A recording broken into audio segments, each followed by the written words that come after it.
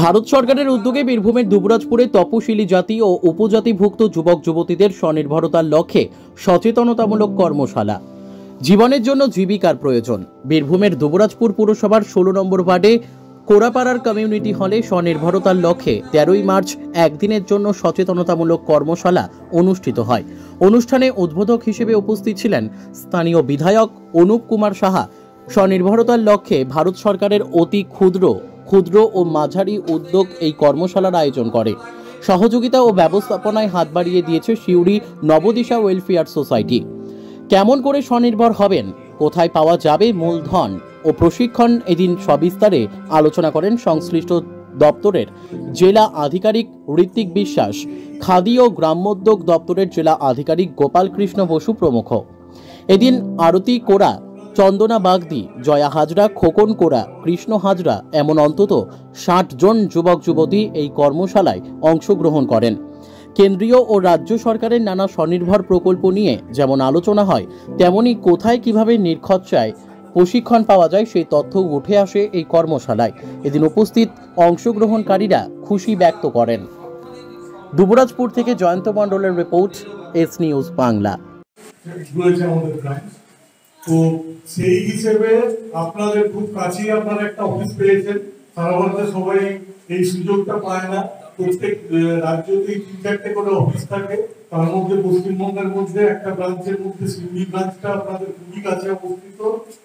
মানে এরকম একটা আমাদের মনে ধারণা আছে যে অনেক বড় কিছু বিশাল বিশাল চিঠি থাকবে, অনেক ধোঁয়া উঠবে, হাজার হাজার কর্মচারী সেখানে যাবে, ঢুকবে, সাইরেন বাজবে। ব্যাপারটা কিন্তু সেরকম নয়। শিল্প, আমাদের দপ্তর যে সমস্ত শিল্প নিয়ে কাজ করে সেটা হচ্ছে অতি ক্ষুদ্র এবং মাঝারি শিল্প। আপনি যে কোনো কাজ কোনো মেশিনের সাহায্যে যদি করেন, সেটাকে সরকার আপনাদের সাথে আছে। সরকার আপনাদেরকে কি করতে হবে, কেমন ভাবে করতে হবে, সেই কাজ করতে গেলে কি কি কাগজপত্র লাগবে এবং আপনাদেরকে সেই কাজ করতে গেলে ট্রেনিং এর যে দরকার আছে সেই ট্রেনিং, এছাড়া আপনাদের অর্থনৈতিক সহযোগিতার জন্য সরকার লোনেরও ব্যবস্থা করছে। অর্থাৎ এই কাজ করতে গেলে আপনাকে প্রথম কথা হচ্ছে সিদ্ধান্ত নিতে হবে। যে নিজে সিদ্ধান্ত নিতে পারে না সে এগোতে পারে না। তাই প্রথম আপনার ডিসিশনটা আপনাকে নিতে হবে যে হ্যাঁ, আমি এই কাজটা করতে পারি। এটা প্রথম যদি আপনার মাথাতে আসে, তখন সেই বিষয়ে জানার আগ্রহ বাড়বে। আবেদন করা যেতে পারে। যদিও এটার মধ্যে দুটো ভাগ আছে। একটাকে আমরা বলছি ম্যানুফ্যাকচারিং, কিছু তৈরি করবো, করে বাজারজাত করবো, এই একটা। আর একটা হচ্ছে পরিষেবা, যেমন একটা সাইবার ক্যাফে পরিষেবা। সামনের দিকে একটা জেরক্স সেন্টার করবো, মেয়েরা আছে একটা বিউটি পার্লার করবো।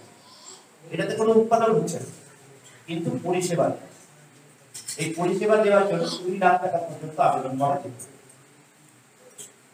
এতে SC, ST, OBC, minority community যারা আছে, অন্যান্য অনগ্রসর সম্প্রদায় আছে, আদিবাসী মা বোনেরা আছে, তাদের ক্ষেত্রে 35% পর্যন্ত আমাদের সাবসিডি